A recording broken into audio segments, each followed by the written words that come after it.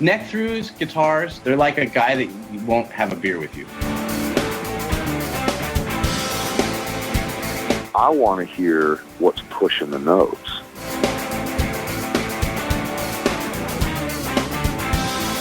Freddie King and B.B. King, Albert King, and let's not forget Burger King.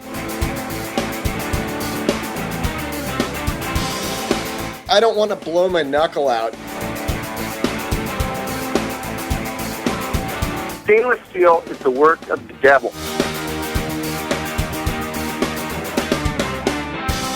These go to 11.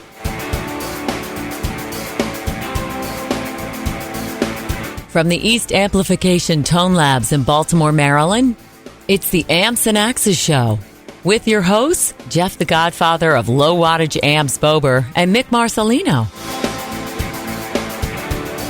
Well, good day to you, Mr. Bober. Good day to you, Mr. Marcelino. It is a scorcher outside. It's a little thick. A little thick. I had to see my daughter off to the airport at 4 a.m.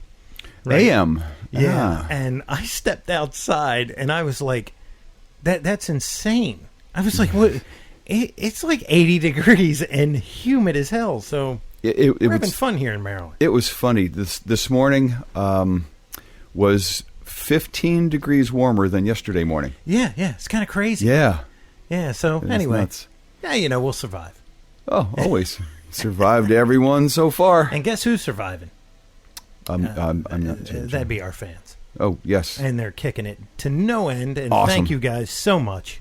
Yeah. Seriously, we can't. This thing is we need it to grow because we got ideas. We're working on another show. Mm-hmm. Thinking about it. Yep. And we're figuring out how we're going to do things, and we're going to bring in another one, and then we want to bring in even more.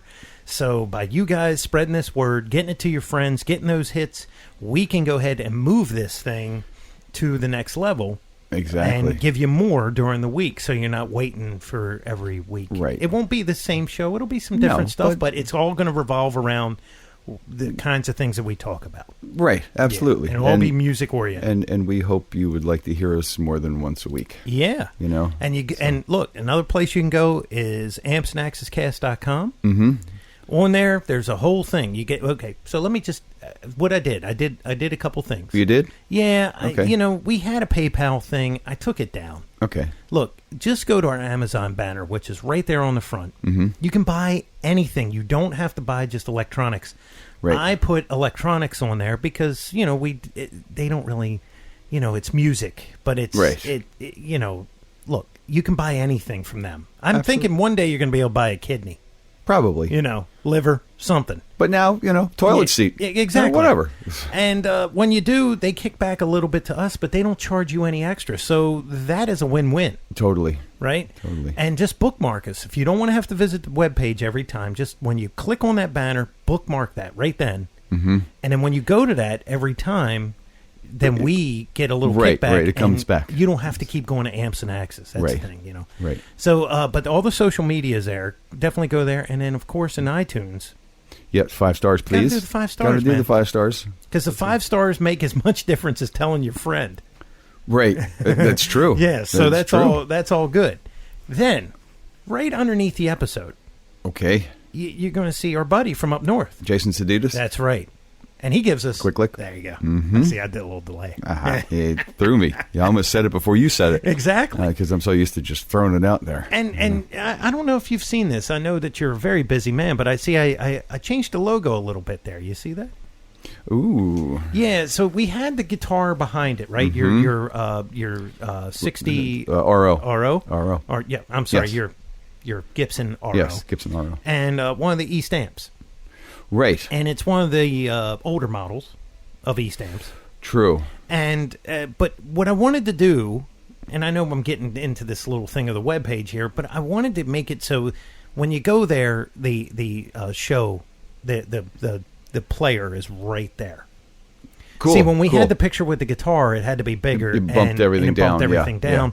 No, I like this. It looks great. This is the first time I'm seeing it, in case you didn't realize that. Yeah, so we have that, and then right under is the explanation of the episode with the picture, and then underneath of that is our buddy from up north. Right, and plenty of flashy social media buttons there. And it's, you click on those, and you go out there, you do all your fancy stuff with it, and all that stuff helps. So please, right. And we thank you for everything. Right, and when something when something hits Instagram, it'll pop up, and you'll be the first to know. Yeah, because I'm out there on it all the time. So I'm trying to stay as hot as I can, people, believe me. And we interviewed Greg Howe, an amazing kind of shredder, jazzy. I don't know how you would put it. He's a shredder. I mean, he's definitely a shredder guy. Yeah, but I mean, he's been on the scene forever, for decades, man. He's not so much metal, although he can play every genre known to man. And but I bought it's an old album. It's called Parallax. Okay. And my God, what an album that is. And I was just like, we talked to him, and he's very. It's just matter of fact, no big deal, whatever. I purposely listen to as much as I can of that album, and I'm like, I don't hear anything being repeated. It's just like improvisation just flows out of this guy, but there's nothing that's being revisited. It's weird. Now, he has his own style, so when you hear him, very distinctive sound. It's kind of compressed, but very mid-range. And but there's just something about him, man, that's just like, where does that come from? And it's just like, real humble about it. And it's just endless. So if you ever get a chance, I'm just here on this right now. I'm just looking it up. Yes, it's called Parallax. Parallax. And this was released in 95. He's got many albums out there. You will not be disappointed. I mean, there's licks for days on these things. Cool. And he did an album with Marigold. Okay. Yeah, and that's a cool album too. Very different for him. As a chick singer, right? In that band, and it's a good band, but it faded. I don't know what happened. And it's also an amplifier. Yes, the DV Mark. Right, that's his own signature model. Yeah. And those things are all tube, 40 watts, and very inexpensive. And it's kind of surprising, but Italian made, I believe. Yeah. Or at least designed in Italy. I'm not sure where. I don't know. They're all made. I'm not sure. I've seen them up close. I just haven't looked at the back. So that'll tell you where it's manufactured. Because it has to. Right. With that little CE thing, right? Well, yes. I mean, that's that is a certification mark, kind of a safety, and a bunch of tests go into getting that mark. But I think there are rules for, and I'm not quite sure if it's just. I don't think it's just in the U.S. It might be worldwide sales. There are some rules, some stipulations where most companies, I guess, if they get a little bit bigger, they have to say where it's manufactured. Oh, okay. So I'm not quite sure if that's part of the CE stipulation or not, but I remember back in the day. PV was notorious for putting the absolute peak maximum wattage that thing would do at the lowest ohms. So if you bought a PV Musician, which was like, if you're going to own a guitar head and you needed to do it on the cheap, the PV Musician was cheap and the head, loud, yeah. Right? Yeah, they were ubiquitous. They were everywhere. Yeah. And they were built like tanks. And horrible distortion. But totally. They had volume. Yeah. And if you put a distortion pedal in front of them, wasn't too bad. It was passable. And I had one, and I remember on the back of it, it was 210 watts, 2 ohms. Peak music power. Peak music power. It wasn't RMS. No. That was like, you'll see it, and, a meter will see it. Right. In a heartbeat. And then it'll be gone. Right. It'll flash on an oscilloscope. Yeah. And there it is. Once it does it, they go, mark that down, 210 watts. There you go. That was the trick back in the day, I think, right? Oh, yeah. Well, yes. But when solid state stuff was coming out, there really, there was RMS power, there was peak power, there was peak to peak power, and they just tried to get the biggest number they could out there, and there really wasn't a standard unless you realized what you were looking at. You could get an amp that was 10 watts RMS, but I just bought a 100-watt amp, peak to peak, You Exactly. know? They had to standardize that stuff, and people need to get educated a little bit. Yeah, and, guys always used to be like, well, why is my transistor 100-watt Randall not as loud as my tube amp Marshall? Mm-hmm. My 100-watt Marshall. And it was like, well... because obviously... Solid state just never seems to sound as loud as a tube No, amp. there's like this headroom thing that occurs inside the tubes, and you know what it is. I don't, but, I still don't know if I could explain why a 100-watt solid state amp doesn't sound as loud as a 100-watt tube amp.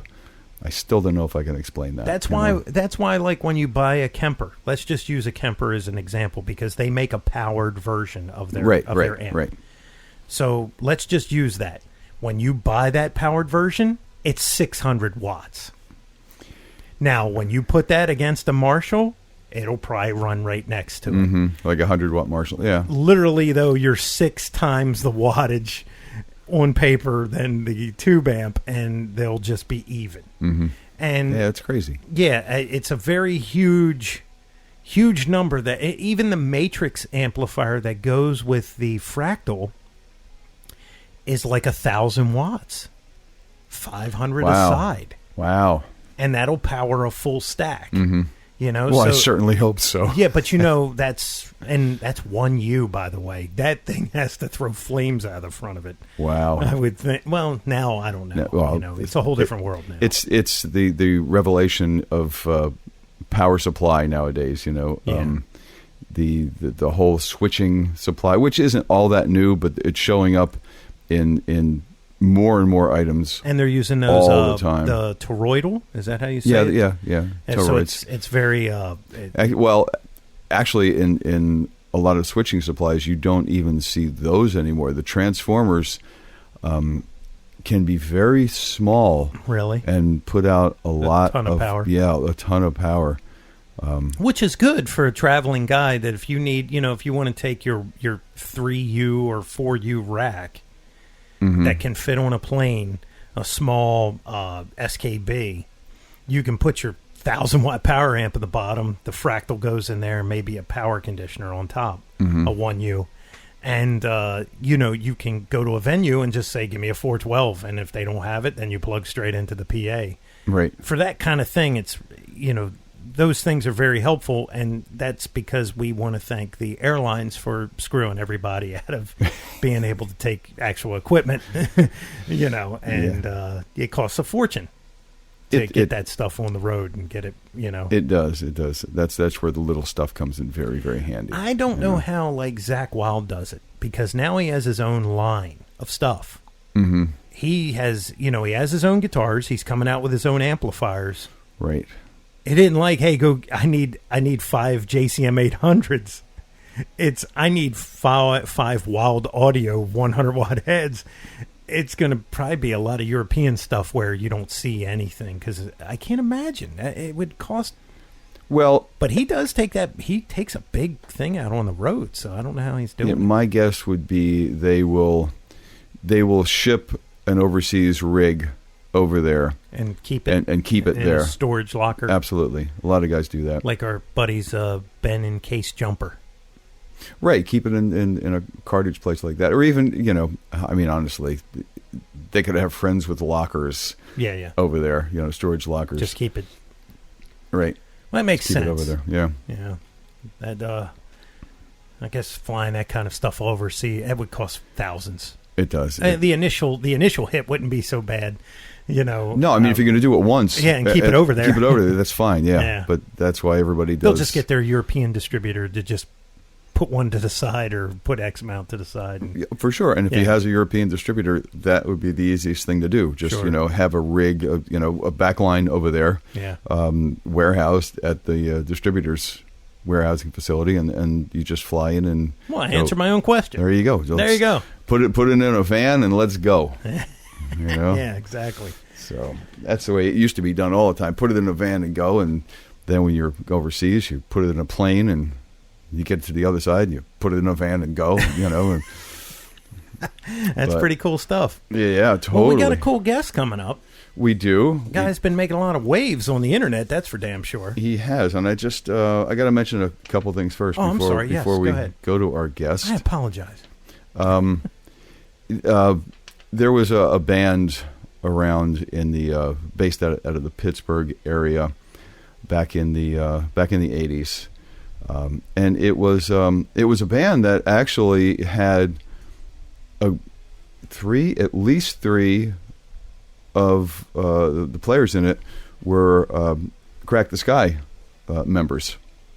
Oh, okay. And the front of the band was this gentleman named B.E. Taylor, and it was B.E. Taylor. It was Ricky Witkowski on guitar, Joe Mack on bass, I believe. I'm pretty sure Joey D'Amico on drums, which is the core of the early Crack the Sky. Yeah.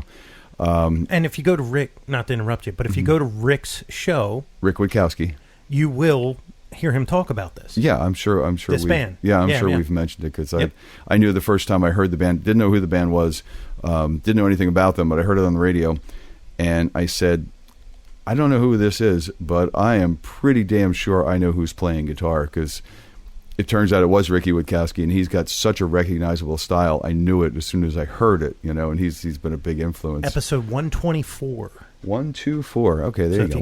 If you go to our front page, you scroll down, you'll see Rick's name, episode 124. Click on it, goes right out there. You can listen to it.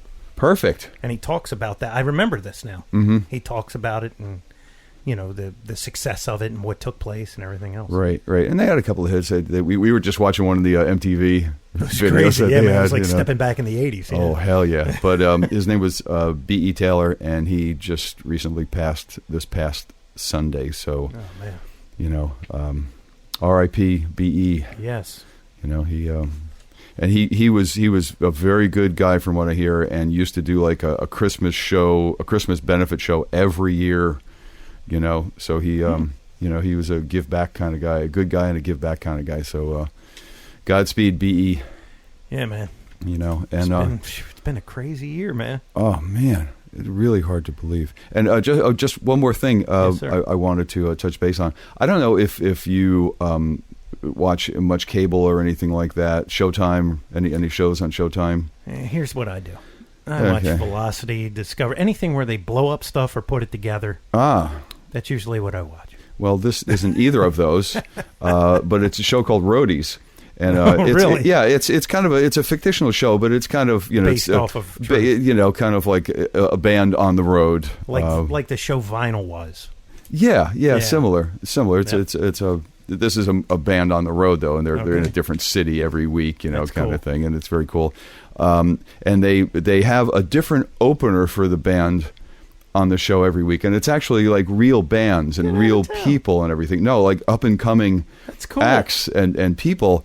And it's so funny. There's a running joke, like they're always having a hard time finding an opener at the last minute, and one of the road crew has a band, and they're going, okay, maybe it's your band tonight, man. We can't find an opener. It's your band tonight. He gets all pumped up, and at the 11th hour, they find the opener. Oh, well, there you go. And they're always blowing him out of there. It's a running joke every week. It's hilarious. But the opener, this is first season, and this, I think it was this past week or the week before. It was episode number 6. Uh-huh.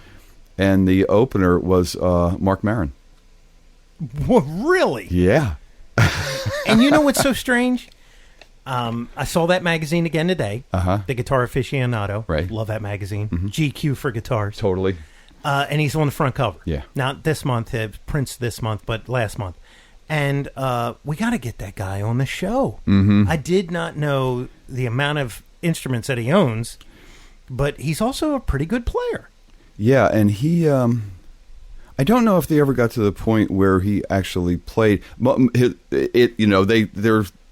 They show little bits of his opening kind of thing, like there's a story going on, and they flash back when he's on the stage opening. It was mostly stand up, mostly comedic stand up. Well, that's what he is. Yeah. Right.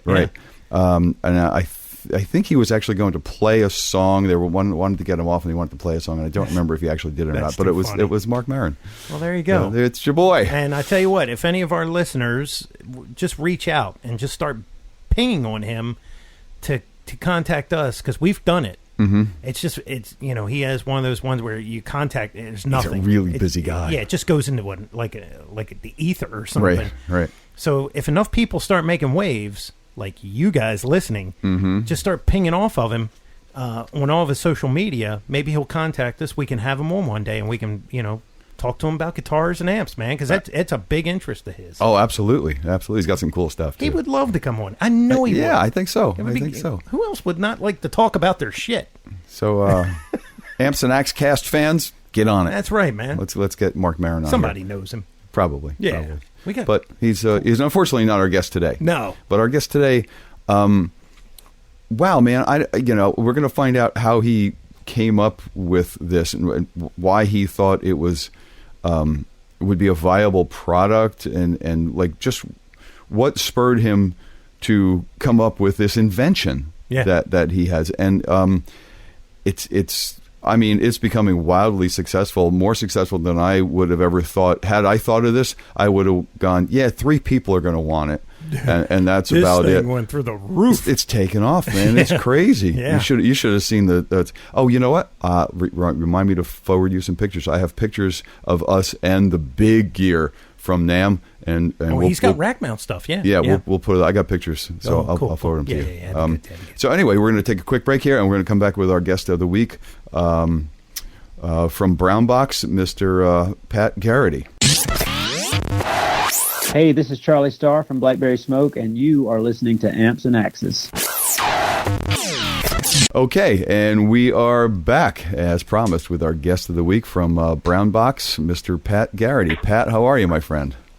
I'm doing fine. Excellent. How's everyone? We're doing great, man. We're doing greght. We're sitting here doing an interview for, our Killer Amps and Axes podcast, and we're doing freaking great. Now, I always start with some kind of crazy story. Okay. So I was, I can't remember where I was. I was on the internet. You know me. Okay. I'm always on the internet. And I saw this. It's going to get you arrested someday, son. I saw this thing called the BrownBox. And I saw it come up in the Instagram feed, right? Okay. Under search. Because it kind of associates you with all the stuff that you have, Like musical things. Yeah, right. And that's what we have. We have a lot of that. Right. So I see it, and I go, I wonder what this thing is. So then I start searching a little bit more, and I see that it's some kind of voltage regulator, and we'll get into this. Mm-hmm. I'm just giving the oversight. Right, your immediate... Yeah. And then I start seeing Joe Walsh. And I'm seeing a lot of Joe Walsh, and then I'm seeing Brad Whitford, and I'm like... What is this thing? I just saw Pat at Joe Walsh's show this past Sunday. I saw his Instagram feed. He was all over it, right? So last night, I see Welcome to the BrownBox family, Jeff Beck. And I'm going, well, there you go. Right. Now you can retire. He's got to make this stuff first. I wish it was that easy. That's right. I totally wish. So it was anyway, that easy. that's my thing, and I'll let you go with your thing. Okay, well, that's a pretty good thing. That was a funny story. That was funny. But yeah, anyway, Pat, what I like to do with the guests is I like to go back to the beginning. Like when you were just conceived. No, I won't go back that far. But we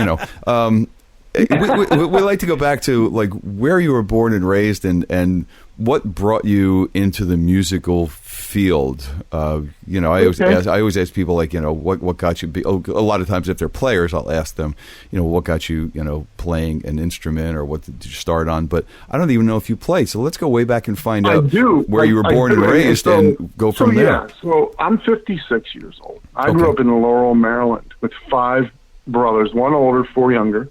Okay. My mother was a singer, and we always had a band in our house on weekends. She was one of these people that would go and do the Baltimore and D.C. circuit every Friday, Saturday night. So as a young person, I was involved intimately with the music business as far as bands and scheduling and this and that, and, of course, instruments. And so I always had a guitar. Cool. So I joined the Navy right out of high school. And I was an aviation electrician / missile technician. So I have a background in electronics and electromechanical. And I thought, so I started building amps, quite a ways. Well, so that was Probably started in 1990 building my own amps. Because I thought, well, yeah, I want to build some of these older amps, and I don't want to spend the money that they're asking. Mm-hmm. So I built all these clones, and not until way later, when I went through all the mods and the attenuators and all this, and I really wasn't happy with what I was, developing. I said, well, what's going on? So I started probing around deeper and discovered that all the voltages were kind of skewed or off quite a bit. But were you, at that time, playing? Did you start playing before you went into the military and just started messing around with amps afterwards? I was pretty cool because where I lived in a little hamlet they called Maryland City, right off of Route 198 and Brockbridge Road in Laurel, Maryland, 10 minutes from Fort Meade. And what was cool was across the highway from where we lived was a black enclave known as Bacon Town. And without any, negative connotations, what it was a really cool small black community that was from what I understand, they had, it was a hideout for slaves coming from south to north at one point during that period. Huh. And it remained, and it was like a lot of the homes there were like really antiquated. It was like really, for us growing up lower middle class and not even that in our little community because it was $7,000 homes at the time. Wow. $10,000 homes. So I would get to go. So I was an acoustic guitar player. Like I said, my mom always had like 3-piece in the house on the weekends, the evenings, whatever. And of course, I couldn't get out of the house fast enough because I didn't want to listen to those standards. It was just awful, so at the time. Now I wish I would have stuck around. But anyway, what I would do is on Sundays after Mass, and everyone went to Mass then, I'd go across, and I'd cross 198, and I'd go into Bacon Town, and they'd let me sit in. And I'd get to play, not a lot, but I mean, you get to sit in and you'd learn some licks and you play with these old guys that have been around forever. And it was just like, to me, I was like, it just blew me away. And that was my first, experience with electric guitars and just that freedom of freestyling and blues and just a bunch of guys collaborating to come to a great sound. And I thought, oh man, and I'd go over there all I could. And I did that for a long time. I mean, every Sunday and every summer when I wasn't at school or working, I worked in a gas station. When I wasn't there, I was over there. Nice. And it would go for like 3 or 4. Yeah, it was really super cool. That's a great experience, man. Yeah, it is. Yeah. Mm-hmm. It was fun. It was a lot of fun. Wow. And so that's pretty much it. I mean, that was and then, so like I said, but I always had a guitar and I always played. But as far as I didn't really get serious about playing or amps until much later, until nearly all through the 80s. I think I had an old Dean Markley solid state amp or something, but that was just, to run effects through. And the tone wasn't really a consideration to me. Mm-hmm. And then not until like I said, 1990, 91, 92, when I started really wanting to have a professional amplifier and a tone, and I discovered tube amplifiers. And then, so I went along that for 5-6 years without really looking into them deeply. And then I said, well, I'm going to build these things. I want to start building my own. So I started with Fender Tweeds, just a family of Tweeds. And then not until way later, after probably, I'm trying to think. So I was a Verizon employee for the last almost 17 years prior to this. So my last 3 years, I've been on my own in business now for almost just over 3.5 years. So 3 years leading up to that period, I was conceiving. Okay, so I was building the amps, and I didn't like what 100% what I was hearing, and then I discovered that the voltages were off, and then it kept burning. I dream about it at night. It was like something nagging me, and I said, "Well, what are all the studios doing? What are all the pros doing about this voltage situation?" And I found out they're all using Variac. Now, how did you were building these clones, I guess, and I guess I don't remember if at that time there were very many kits and clone kits type of build availability. So how did you start building these things when they really weren't that available at that point? Right. Well, so what I did was I'd go and source schematics. Mm-hmm. And I'd get a circuit board. I'd drill and I modded everything I could get. I started off by modding hot rod deluxes and DeVilles and those kind of things, trying to get them to sound decent. To me, that's like we all know what those are. Mm-hmm. I don't want to badmouth them because they have their a lot of people use them, and that's a backline for a lot of clubs. Absolutely. And then you can get it. Sometimes you can get good time. Anyway, I would take those things and I'd strip them completely, and I would source old Hammond transformers. I still do. If I find an organ or something that's going to the dump mm-hmm. on Craigslist, I'm always on there. I'm going to go strip all the electronics out of it, all the iron out of it. I'll say, yeah, I do that. My wife is like, please, no more. I've got a garage full.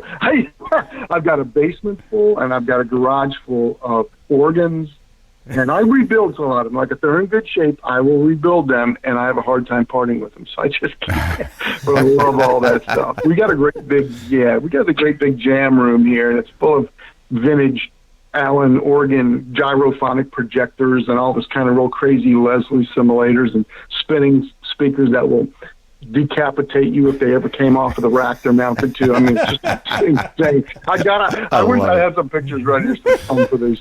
People see them, they're like, what? I mean, it makes the air that's generated from it spinning makes your hair go back. Wow. Yeah. Look up a gyro. Anybody out there, look up Allen organ gyrophonic projector. Now, there's multiple styles. There's a 4 foot by 4 foot, like a ground level one that has two 12s and a couple tweeters mounted to this big round baffle. It looks like kind of like a bistro table mounted, horizontally. Wow. But I have the type that has two 15s mounted in the bottom, and it has three 12s mounted on this big baffle, and it's got these like high-end Peerless tweeters on them.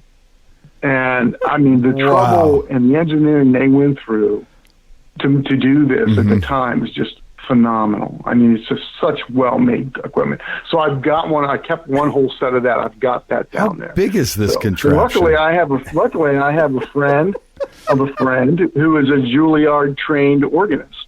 Oh wow! And I thought you were going to say bodybuilder. One of my son's friend's mother. Yeah, how about that?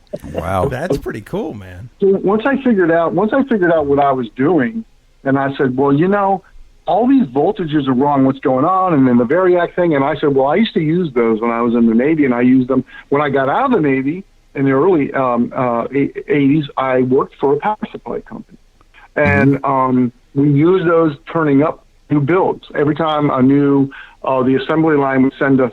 I was in the quality control department. Would send over these racks full of these transformers, and there were different types of transformers for different applications. They had to be tested, but in order for us to test them, we had to connect them to a Variac and slowly turn them up. Mm-hmm. And not only were we checking for faults, we also wanted to see what the dropout voltage was, because all transformers have to have a low range where they'll operate and a high range where they'll just shut down for self-protect. Well, tube amps, of course, don't really have that. You have that problem when you blow a fuse. But for like computer transformers and most transformers for most gear, they will self-protect. Or in other words, if the voltage is below like 90 volts, they won't operate. And there's a good reason for that, because your other control circuits within that device need to have a certain voltage level, otherwise it won't perform or function properly. They have a protect. So needs a minimum voltage. Right. Hmm? Needs a minimum voltage. And then anything above like 130, 128, you want it to shut down because you don't want to burn it up. Mm-hmm. So anyway, I thought, you know what, let's do this. These guys are using Variacs in studios. They're carrying them all around. All the big-time artists behind the scenes have been using them for years. And I said, well, where's a commercial product? And none. I couldn't find anything. All I could find was mods. So I got together with an engineer, from a Toroid Corporation of Maryland out on the Eastern Shore, an engineer who had been there over 20 years, almost 25 years. And I got one. I said, here's what I want to do. And I only want specific voltages out of this. I want a bypass level, a selection for the line coming in the wall so we know what we have. I want to be able to use a baseline from that for a primary selection. And the secondaries, I want to be able to hit the exact voltages that most amps were built on, that being like 112, 115, 117. So it wasn't easy to do, but it was, there's a little redundancy built into all of my products. Some different ranges will scale, an overlap, and that's intentional because I didn't want to have 25 selections on the unit. I just wanted to get you really close because that's what's important. You don't have to be dead on. You just have to be really, really close, and that works perfectly. So then now all of our designers' intentions and tone calculations fall into place because we're now in that region of where, so in the late 50s, early 60s, line voltage was 110, 112. Right. The designers of those eras, as we know, selected the components for their builds based off of that voltage because they could calculate their resistors and their caps and all that to what they needed the desired other side of it to be once it saw that whatever particular input voltage was. So it was all controlled. They needed to be in that range. Well, they had no idea that the line voltage back then, a guy in the 50s, 60s didn't know today was going to be 120, 130, and sometimes even crazier higher than that. Because had they known that, they certainly would have selected other components in their builds and made a wider slope. Well, I don't think they could have. I don't think they could have made a product at that point that could have run on such a wide range of voltage. I mean, if you're building a product at X time in history, and the wall voltage is 112 volts or something, say, you're designing your transformer for the output, the filament voltage to be 6.3 volt. You're designing the output voltage to be X volts, so that your power supply, the B plus, is going to be X volts. But there's no way that at that point they could have designed something that all those secondary voltages would remain the same when the input went to 120. You know, they didn't know. That's right, exactly right. They did not anticipate that creep. Right. No one really did. Right. You know, it's just something no one really thought about. But it's because now when you look back and go, man, that 10 volts, that's 40, 60, 70 volts higher to my amplifier now. On the secondary, yeah.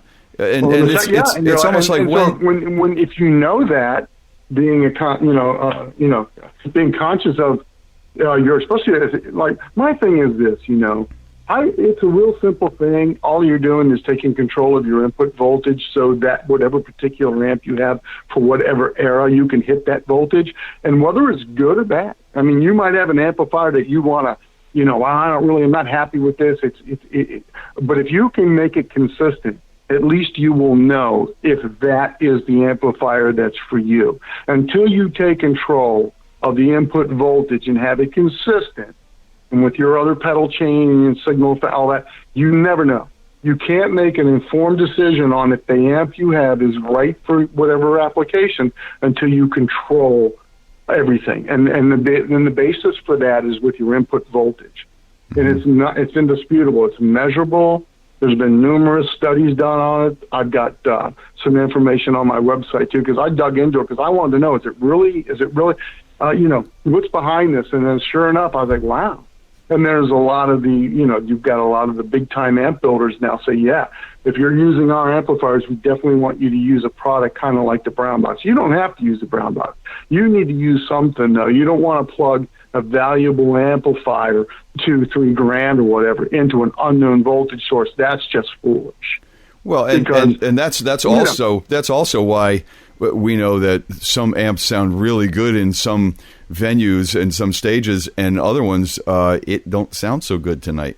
You know, Oh, yeah. You know, that's exactly why. You know what I used to do is I used to actually carry my digital multimeter. Mm-hmm. I made a plug for it, and I used to plug it into the wall and be like, how many things are running off of this? And they're like, well, we're making margaritas on the blender. Right. We got a jukebox over there in the corner, and that dude's playing a pinball machine. We got 4 cold boxes in the back that run the same circuit. You know, and we got this 5,000 watt PA system hooked up to it. You should be fine. Go ahead, plug into it, and it'd be like 96 volts. It's like 98 volts with all the branches loaded down. Exactly. That's the thing. You know, that's why I built the real time LED meter instead of just a scale. I built the backlit meter into it because you need to be able to monitor it in real time. So as they load down the branch at the club, you can look at it and go, hey, man, I wanted this thing at 112. Now it's 117. I know it was 112 because I said it that when I came in. You can just reach over and reduce it down if it's risen. Now, it seems to work pretty good. I mean, there's thousands of these things now, these brown boxes floating around, mostly in Nashville. Every club in Nashville, all the guys that gig there are using either my little Brownie unit with their little Champs and Princetons, or they're using the brown box. The brown box is a little bit more has a couple extra, but not only being a larger transformer build, it has that amp meter on it. It measures voltage and current. So if you know what your amplifier looks like healthy, say a 1959 Fender Bassman, well, that draws 180 input watts to give you 40 output watts. So in standby, if it's equipped, it draws about 0.4 amps. It's fractional. Mm-hmm. When you come off a standby, of course, now our V plus is pulsing, it's going to move up a little bit. But if I turn that amp up to 5 or 6 or 7 and I start hitting it, that amperage is going to draw, it's going to move, the meter is going to show you 1.2, 1.3. And I know through testing and years of doing this that a maximum amperage draw on a 410 Bassman is about 1.7, 1.8 amps. So knowing that, just having basic information, if I ever turn my amp on and I got a weird or excessively high amperage reading, and the brown box is going to show me that, I know I got a couple things going on. Maybe I got a bad or a loose power tube. Maybe my output, if I have an extension cable or something wasn't connected properly, or I had a known as a hot connection, a bad connection, I'm putting in excess load on the output transformer. That brown box is going to indicate, not only are you going to hear that, you're going to look at that box, it's going to show you got excessive amperage draw. Mm-hmm. You got a problem. Turn it off, look over your amp, see what's going on before you have some kind of catastrophic failure. Like, we don't want any flashback. We don't lose any output transformers or anything weird or blow up, some filter caps because we cause some kind of unstable condition. That's why I built that little geeky feature in there, because I thought I want to know what the amp looks like myself in a healthy state and if something is going wrong. So see, and guys yeah, man. And from experience, I know that if that meter is creeping up, there's a really good chance that the amp is sounding really good, because they always sound great before they blow up. They always sound great before they blow up, funny, man. Yeah, but I tell guys, keep an eye on it. If you know what, generally, you're right. You're going to hear something before something happens. You're right. So if all of a sudden everything sounds really crystalline and beautiful, you look over and go, why is that thing drawing 3 amps? You got a problem, man. You need to be, you back off, brother. Who knows what's going on, but it's just, with tube amps, though, it's old technology. A lot of things can happen. Sure. And they get transported and they get thrown around and banged around, and a lot of guys don't respect their gear really well. They'll turn it off when it's still hot and then immediately grab it up, start swinging it around, and then you're causing, just issues, heat-related issues, and possibly, cold solder joints, or just, you're hurting your tubes, and it's just, my whole thing is I love tube amps so much, and I wanted everyone to be able to have the same. I built these things for me. I built the club. I've got the little prototypes here that are really funny looking. And I did all the mods, and I did everything everyone else did. And I said, no, you know what? I'm going to make a product explicitly for the guy who has valuable gear or just loves his amps and wants to protect them. Let's do it, get it out there, and boom, it's just been a huge success. Well, I mean, the thing is, especially for older amps like Tweeds and things like that, you know, like Keith Richards has been for years playing a pair of 80-watt Tweed Twins. Yeah. You know, and a lot of those guys, they kind of have the reputation of not being reliable and roadworthy because they blow up a lot and you know, shit like gets on fire once in a while and things, you know.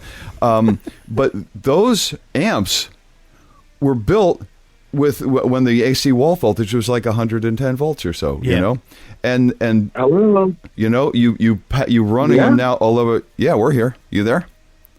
No, I just meant like, hello, yeah. Wake up. Yeah. No, we're running them all the time at 120 or more. 110 base volt, amplifier at 125, 126 volts. You're just torturing the hell out of it. Right, the voltages get higher than what they were supposed to be, and the thing is, it's not only it helps the safety of and reliability of the amp, but they also sound different running at that voltage, at the proper voltage. They do, and a lot of times it's better.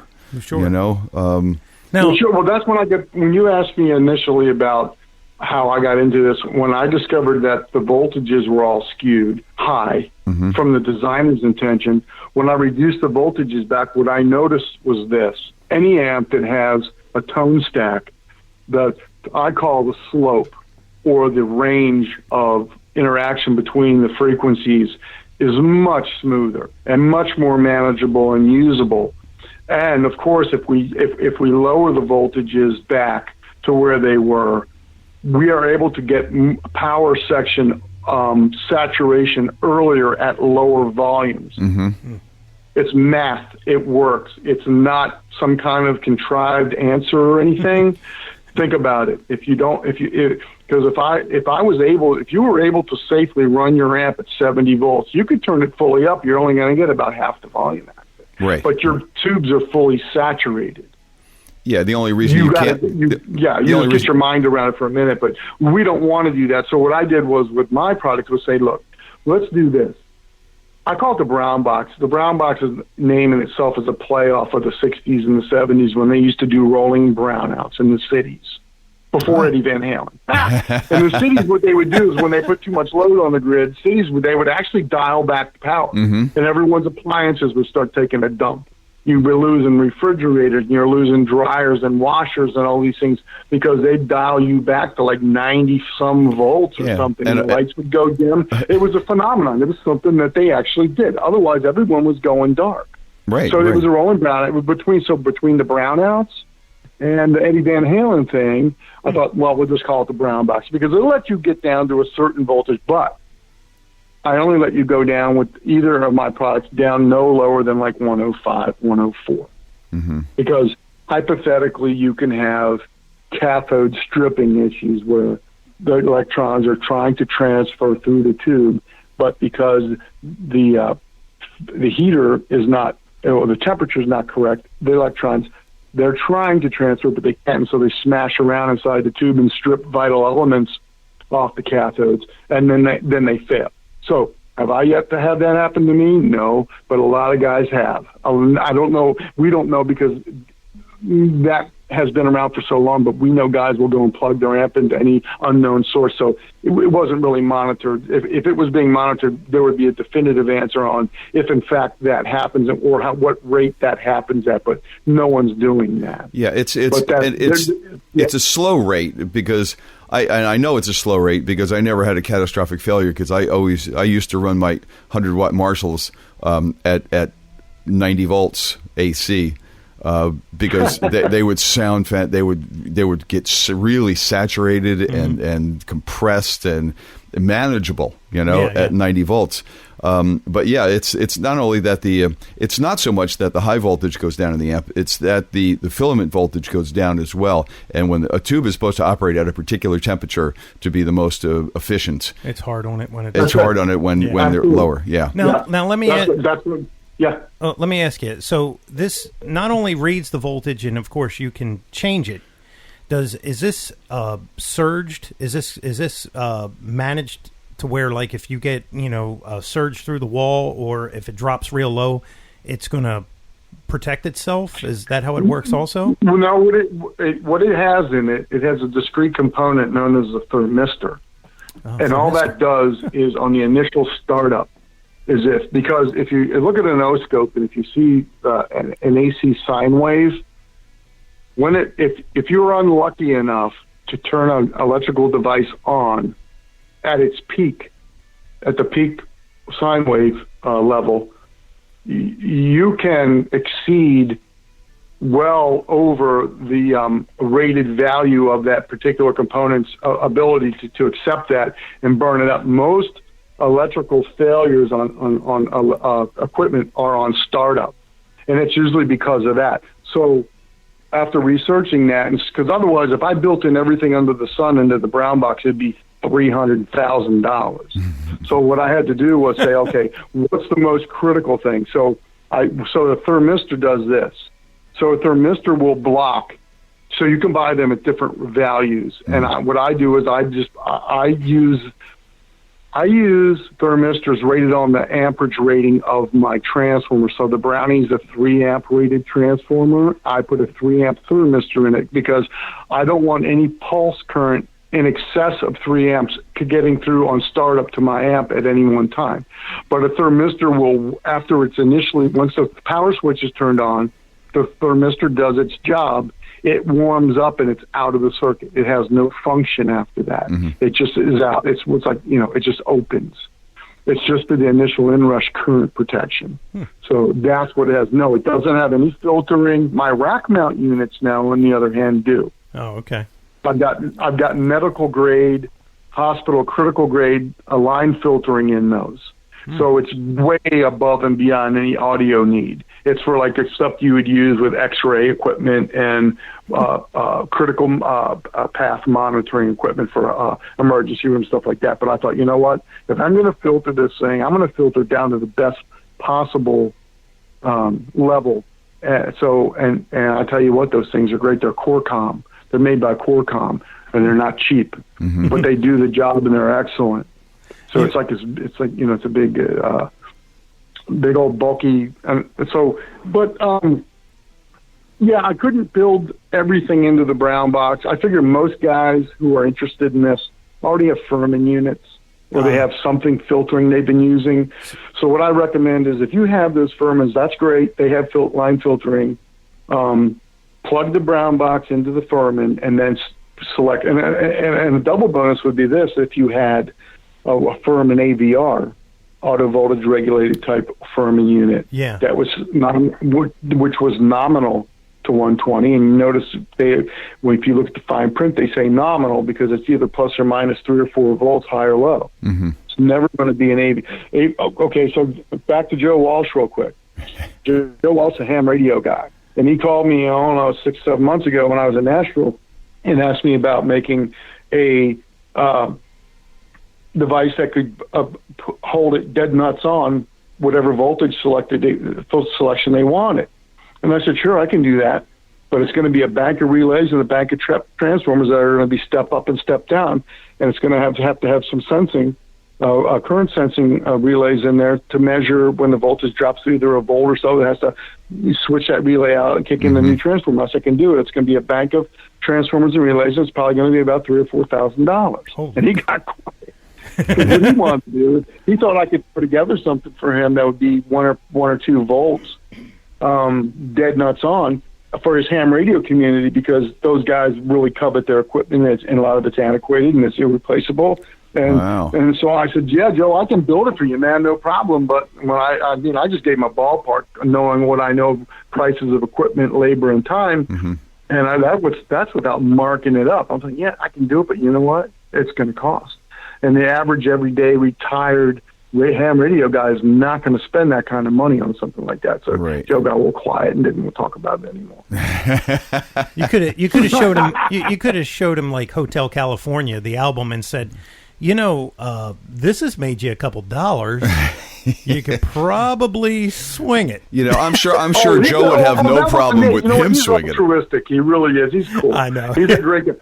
But he wanted me to make something that he could share with his ham raising community. Yeah. But at some kind of affordable, like if it was the price of a BrownBox or something like that, that wouldn't be too far of a thing. But doing an actual AVR to hold you within plus or minus 1 volt. Yeah, that's a lot of stuff going on in there, man. You know, so it's like, okay, it can be done. Yeah, but it's going to. If you're an audiophile, Furman has those devices, and they are like $5,000. Yeah, they're not cheap. That's because they've got those auto sensing relays. You know, banks of transformers that are giving in stepped up, step down, constantly step up. If you put your ear in there, you could probably hear it going click, click, click, click, click, click, click. Probably. The voltage is always drifting. It's constantly drifting. And as you guys know, if the branch is loaded down, you're on. You know, so there's all kinds of methods, you know. But I had to make this thing, so it had to be practical, price point wise. Did I lose you? No, we're here. That's another custom. So it had to be practical, price point wise, and for me to be able to make a business out of it. And because there's no off the shelf parts in the thing, everything's custom made for it. Now I get the switches. I get the primary switch is a Japanese industrial phenolic switch, 100,000 throws. The bottom primary switch is hard as the dickens to turn. Is left over from the Soviet era that I get from Romania because they're great big ceramic channel switches that were used on military gear and had to withstand rough treatment and blasts and launches and stuff. Wow. So they're really hard to turn. But I can't get them here. So I said, well, I got to have the top of the line stuff. So by the time I put the 2 switches in, the transformer, the meter, the custom milled chassis and all that, the price is what it is, you know. I wish I could sell it for $100, but there's $130 some dollars worth of crap in it alone before it's touched. Yeah. Right. Assembling any of that. So it's like, man, you know. So anyway, but it seems to be okay. I mean, it's got a huge following. Everybody in the industry, I mean, all the rock stars are using it. Oh, yeah, man. How did you get it into that community? Who was there one person that you got it to and like they turned everybody else on? Yeah, here's the secret for everyone for that who's in the business. And so I got a hold of a guy named Kenny Vaughn. Kenny Vaughn's a hot guitar picker out in Nashville, and he plays for Marty Stewart. He's been playing for Marty Stewart. Well, Kenny's been around a long time. 30 more, and he's been friends with Mike Campbell of Tom Petty. So yeah. And so what happened was Kenny was interested. This was when I launched the thing 2014. Kenny got purchased a unit from me. He went out to California and did a one-off show with Marty Stewart Band. Mike Campbell was in the audience with his tech, Chinner Winstead. Chinner Winstead has been Mike's tech for 30 years. So anyway, at the end of the show, Mike went on stage, Mike Campbell, and talked to Kenny, and he looked down and said, "What is that thing?" And Kenny's like, "Man, that shit is the bomb." And Kenny's playing with Princeton. So he's like, "You got to get that." And that's what Mike likes. Mike likes Princeton. Anyway, so next thing I know, I'm getting a call from Chinner Winstead, and he says, "Mike wants one of those." And I said, okay, fine. And I went on to explain to him that I'm not Fender or Marshall. Who do I send the bill to? I go, oh, don't worry about that. Don't worry about it. We'll pay for it. So I said, okay. So later that evening, I was preparing it. I got all boxed up. And in the morning, I got a call from him saying that Bugs Weedle, I believe that's how you pronounce his name. That's Tom Petty's guy for 40 years. Manager, you name it. He said, Bugs said, I want one for Scott Thurston, I want one for Tom, and I want one for Mike. So send us 3. So then I found out through Chinner, I said, hey, Chinner, who is Joe Walsh's tech? And at the time, Joe was with the Eagles on tour. And he said, that's Bobby Carlos. So I went through hell and finally got a hold of Bobby, and I say, Bobby, I want to send you this unit out to Joe. Okay, he sent it to him. Well, he got back. I sent it to Bobby, and Bobby goes, weeks later, he contacts me and says, hey, Joe saw it. He says, that's great. They're going to want to buy some of those for their Australian tour, which never happened. But so time went by, and I kept sending Bobby messages, asking him, and he didn't reply. And these guys in this business are notorious for not replying. So you got that fixed again. Yeah. They take forever and a day to get back. It's really crazy. So finally, out of the blue, I get a message. I mean, months, 8 months, something. Hey, Joe said something, or I can't remember exactly what it was, and I said, well, I see he's going to be in D.C. on a certain date. I like to come meet him. And he goes, let me get back to you. So a couple of days later, he goes, okay, so let me get this straight. You are the BrownBox guy. Joe likes the BrownBox. You want to meet with Joe? I'm like, yeah.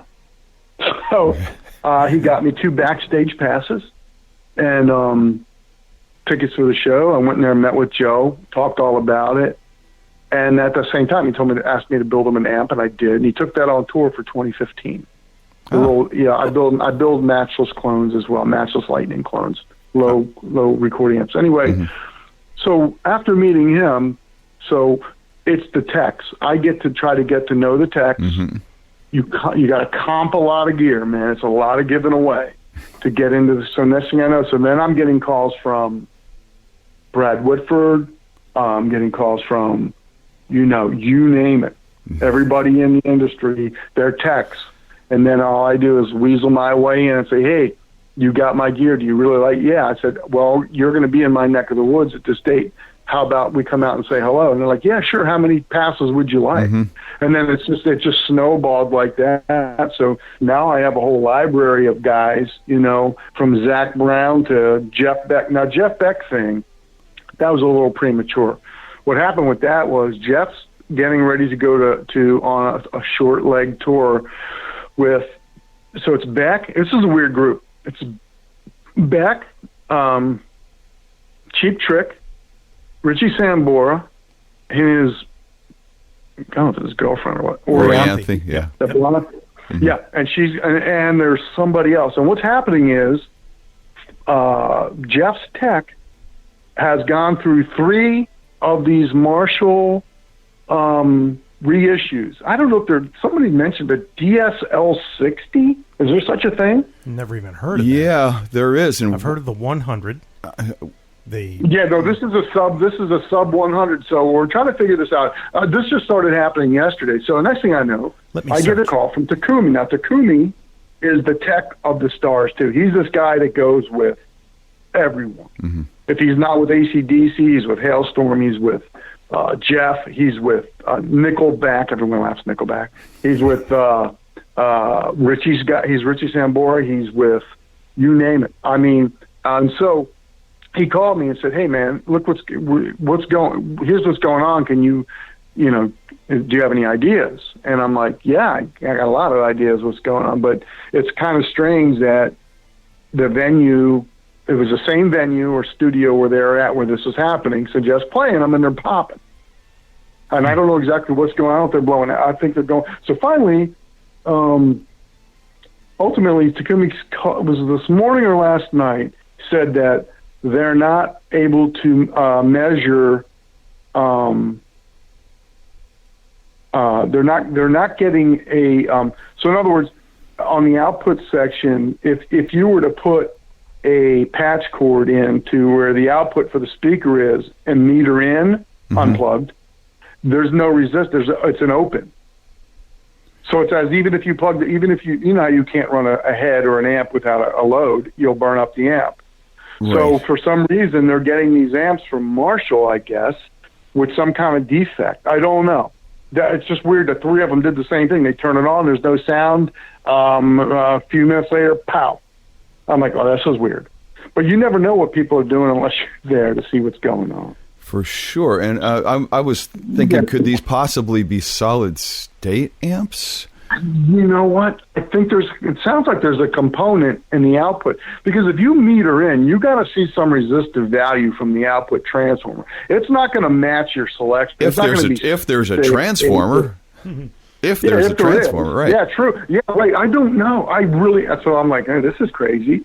So anyway, they're now, but the problem is they don't have time to really look into it thoroughly because he says they're packing up, and I guess whatever they have, they're going with. So I'm like, this is just, Yeah, who knows? He needs to go back to his old. I think someone told me he likes to play champs and stuff like that live. He'll just plug one of those in, crank it up, and go. I mean, he should just. He's done like small Tweed reissues along with Marshalls and 412s, and all. So, he's done a lot. So of here you go. Yeah, did you find the 60? Yeah, it's a TSL, Tom, Sam, Leo, and it's a head.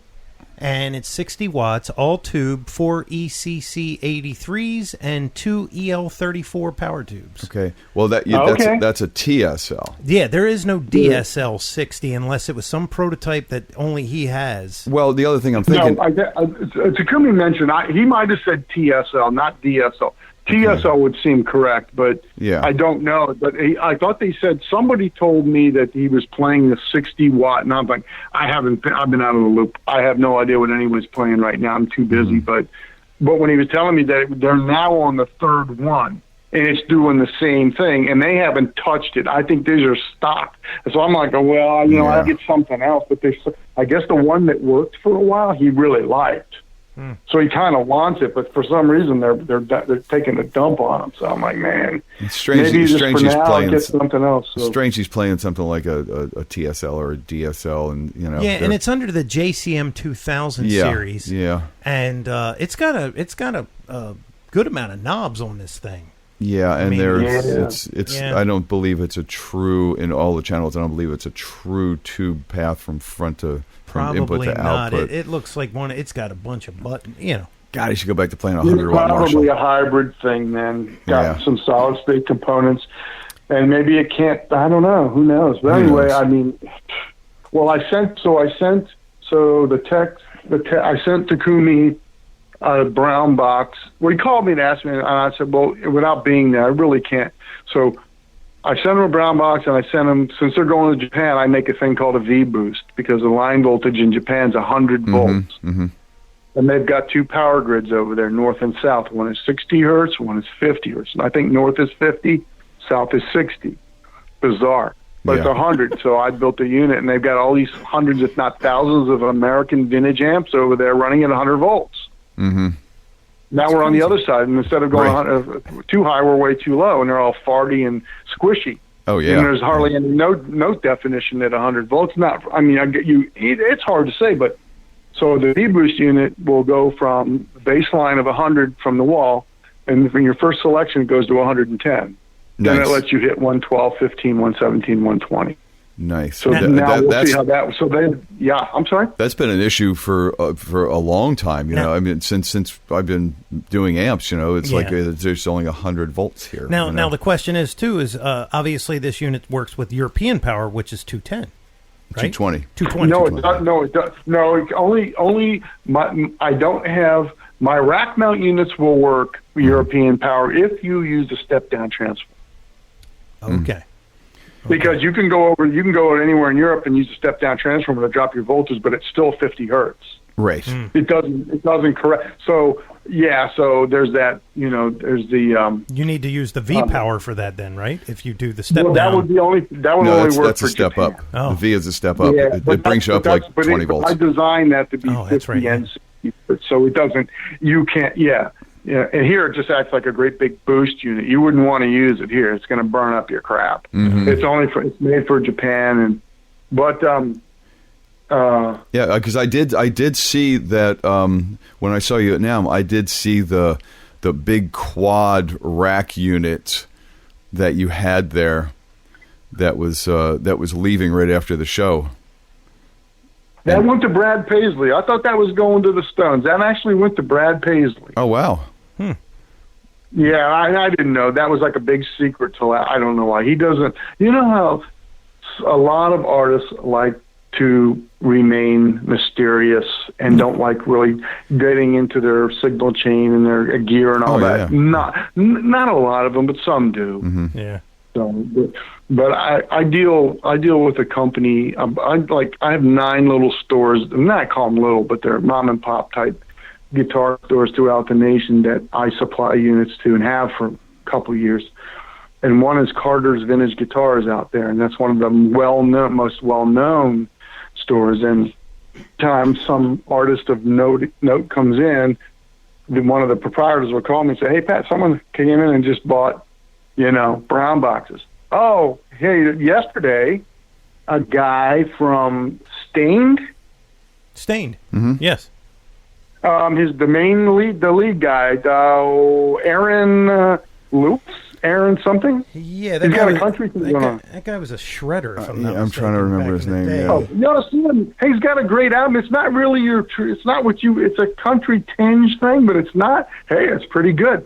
So Christy Carter called me and she said, "Hey, I need some units because Aaron came in here and bought every brown box I had." He says, "I want one for me. I want a backup. I want one for every one of my guys.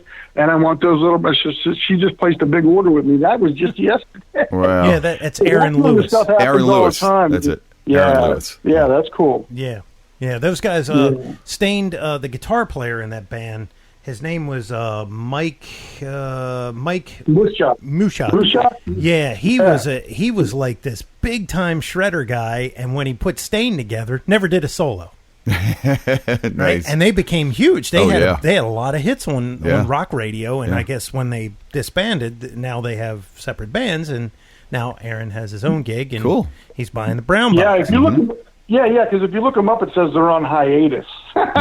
Yeah. But Aaron's doing his own thing, and I mean, it's not. I only listened to a couple real quick in bed. I got to bed late last night, which will be again tonight. I put it real quick to look. I told my wife, I said, "Hey, look who else we got on the team." And she looked it up. She goes, "Oh yeah, I remember them." And I said, "Well, he's doing like Steven Tyler now. Everyone's moving to Nashville and doing the Nashville." Well, shit, Peter Frampton lives in Nashville. Oh, absolutely. Yeah. And so does half of Aerosmith, and so does every you name it. Hey man, you go where the action is. Yeah, I think Whitford's there now too. Oh yeah. Bradford's Brad's there, man. Brad's a cool guy. Actually, I left him a message today because we do business together, and I'm friends. His partner and tech, his name is Greg Howe. He owns 3 Monkeys amps. Oh yeah. He's a great guy, great amps. And I am getting hounded to death for a 220, 240 volt European version of this. And just a week ago, Brad called me. No, I called Brad about B&G guitar, and he wanted to know if I could build him a unit for his Brit Marshalls that he has an army of. And I said I can, but I don't have one, and I'd really like to get one as a victim while I'm doing all my my calculations and testing and all that. So I want to have one in house. So I've got to set myself up a 240 volt, and that's no problem. I can do that, but I need to make it variable. So I'm going to build a variable 240 volt transformer that'll go from like 250 down to 210. And I'm going to do increments in there for the British guys and the Australian guys. I mean, literally probably 10, 15 calls a month from different guys going, "Man, we need this bad." Wow. And I'm like, you know what? I'm so overwhelmed with what I'm doing here. I definitely want to do it for you guys. You're really going to dig it, but I haven't. So I was going to ask Brad through Greg if they can ship me one of their Brits. Brit. So I'll have an actual vintage one here. So I can do all the testing and make sure all the voltages are correct. And then we'll launch that. But that's funny, yeah. Man, it sounds like you got to expand soon. I'm sorry, was that Jeff? Sounds like you have to expand soon. I'm already expanding, man, more faster than I want. I'm trying to hire people now, and it's a chore. Wow. So we just got picked up I've been in negotiations with Sam Ash and Sweetwater for the last, I don't know, Sam Ash since early May, and they just placed an order yesterday, finally. Nice. Then Sweetwater, they now want to carry all my gear, not just the brown box, and I was unprepared for that. They want to carry the brown box, the Brownie, and both rack units. I'm like, Sweetwater, Wow. sell 300 times the amount of gear, literally, than Sam does. Oh, yeah. Oh, yeah. That's got to be some scary number. So think about it. Sam has 46 brick and mortars. It's on the initial order he gets from me. If he decides he wants to place them in all his stores, I got to be able to come up with 200 or 300 units now. Wow. So I'm hiring people, man. So I don't, we'll see. I can only fill what I can fill. I Sure. can only, I do have one guy working for me. I'm trying to hire more, but I'm going through the screening process. I've been doing it for like a month and a half, and it's Wow. people get screened out pretty quick with me. And you're out in Frederick? I'm in Frederick, Maryland. Yeah. Okay. Well, we got a lot of That's military Western guys, man, that come out of D.C. and all that. And Fort Meade and everything else, those man. guys We're are- his old stomping grounds. We have Fort Detrick right here where I live. Yeah. Fort Detrick is so what I did was today, I should have did this a month ago, I called the Frederick County Department of Unemployment. What they call it, workforce thing. Mm-hmm. And she said, the lady that called me back said, man, we have a ton of people that could probably fit that bill. Oh, nice. Well, there you go. And they kind of set you up with you. So you do a email interview, then you do a 5-minute phone type thing, and then they set up a day where you just go down to wherever office they establish, and people file in, and you can interview them in person to see if it's a fit. Cool. That's awesome, man. I That's know, awesome. man, right? But I didn't want to be a businessman. I just want to build crap and make music. Yeah. I don't want to have to do. Yeah, but this happened. It's got to happen because of the expansion. But I'm blessed with it. Yes, you I'm are. so thrilled. It's crazy. Very cool, so man. it's great, man. Well, I mean, honestly, Jesus, best of luck with it. And maybe at some point in a few years when you don't have to be doing any more of the building and you've got an accountant in there and a production manager and everything else, maybe you can go back to doing what you want to do. But right now, you got to grow the business, dude. So best of luck with that, Yeah, man. Best of luck. Thank you. Yeah. Very cool. you. Very and you're saving those tube amps. That's So right. That's a beautiful That's thing. the other thing, man. I can walk down the street of Nashville on Broadway and be greeted like a friggin' rock star. It's a beautiful thing.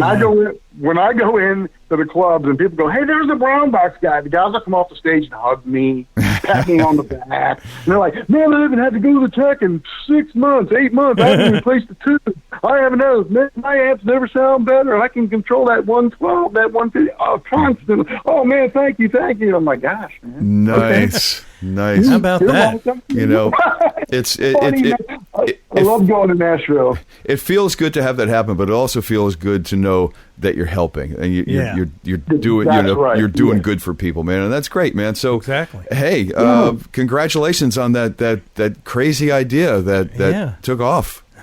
Yeah, man. Well, thank you guys. I appreciate the time. That's really wonderful. Thank you. Our best of wishes to you guys too. Thank you. Thank you very much, man. Yeah, We man. appreciate Thanks it, for coming and we'll let you know when this goes live. I think this weekend, this right? weekend, this Saturday. And you can have that'd be great. you can have all the people that pat you on the back able to listen to your entire story now, man. There you So go. that's great. That's great. All right then.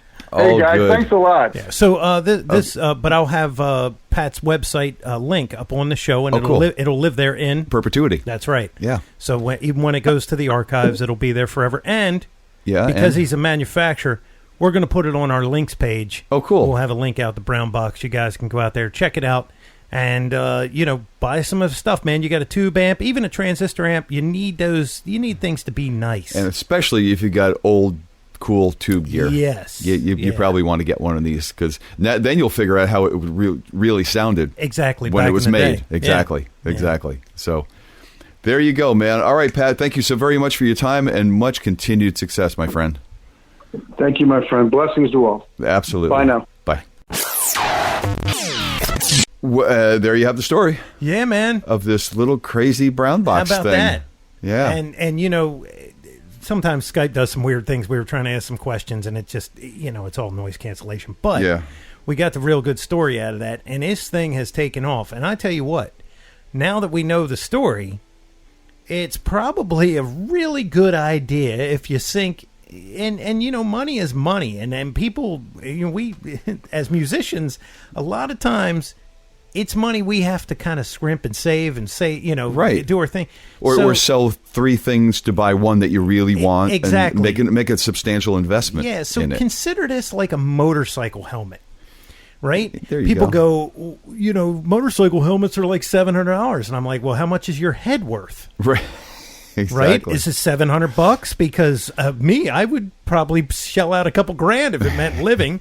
So Totally. if your amp head costs $3,000 to pay a couple $100 for this little box, consider that the motorcycle helmet for your amp. Yeah, I still think the coolest feature is, and of course you can do this with a Variac, but it's not as the digital readout. You don't have the some have meters Yeah. as opposed to digital. I don't know that I've seen a Variac with a digital. Maybe so, but generally the Variacs are bigger and heavier, and you got to lug it around. It's like another piece of gear that you got to lug around. Yeah. This is a cool little box. You just throw it in the back of your amp, and like I said, I think the coolest factor is tweed stuff. Especially it sounds better when you run it down a bit because where it needs to be because the voltages will it have as much clean headroom? Probably not, because at 120 the voltages are higher. You're gonna have a little bit more clean power, but it's not gonna overdrive as easily if you wanted to overdrive, and different voltages absolutely do change the overdrive characteristics in the amp, and even the filament voltage. On the tubes, if it varies substantially, the tubes can work and react and sound differently. So this is gonna take that old tweed amp and put it where it belongs. Yes, and you'll probably get some tones out of it that you hadn't had before. And hell, who doesn't want more new tones? Yeah, and remember, it doesn't filter. The rack mount version does filter. Of course, you're going to pay for that. Yeah. And so, get yourself a PL8 Furman. They're very inexpensive, not a lot of money, but it's going to filter that power. Then put this guy on the back end, and then your tube amp is going to be very happy. Yeah, it's going to be cool. Yeah. It's going to be cool. And what a cool dude, right here in our own backyard, huh? I know. Who'd have thunk? So until next time, my friend. Well, of course. Yes, absolutely. I'm Marcelino. And I'm still Jeff Bober. And we're running on Clean Power. And we're always saying, onward.